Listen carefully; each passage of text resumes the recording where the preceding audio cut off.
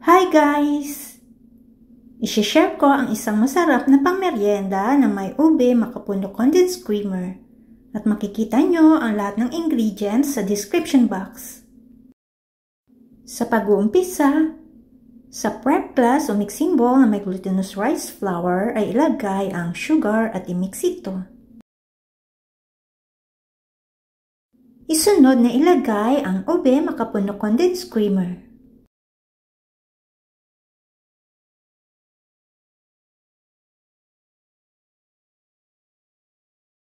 Ibuhos ang evaporated milk.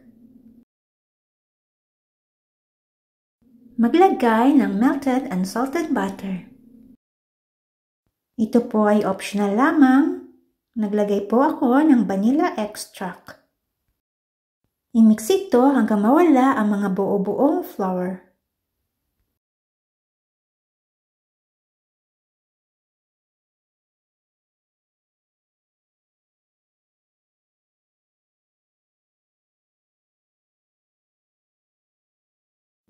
After mixing, ay salain ito para masiguro na wala itong buo-buong flour.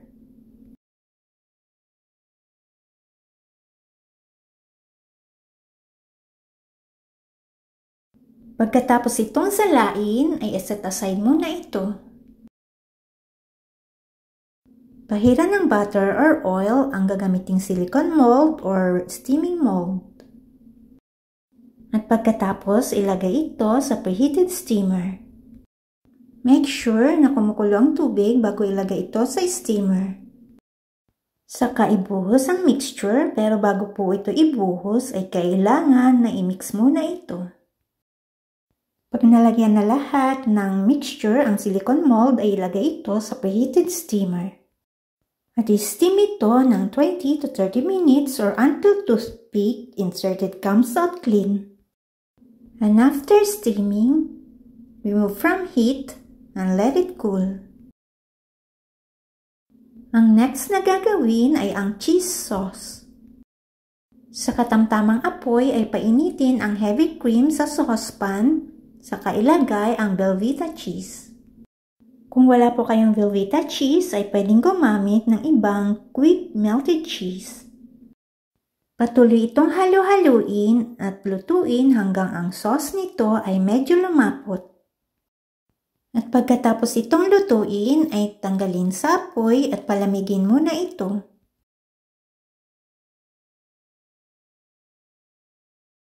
Pag malamig na ang cooked mixture ay pwede na itong tanggalin sa molde. Saka ilagay ito sa bilao na may heated banana leaf. Dahan-dahan lamang ang pagtatanggal sa molde para hindi masira ang design nito.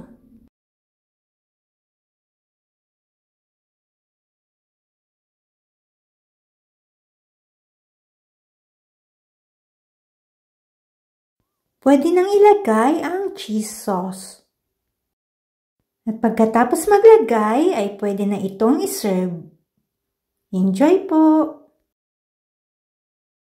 So then, if we do not do the good we know we should do, we are guilty of sin.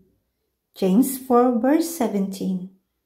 Thanks for watching.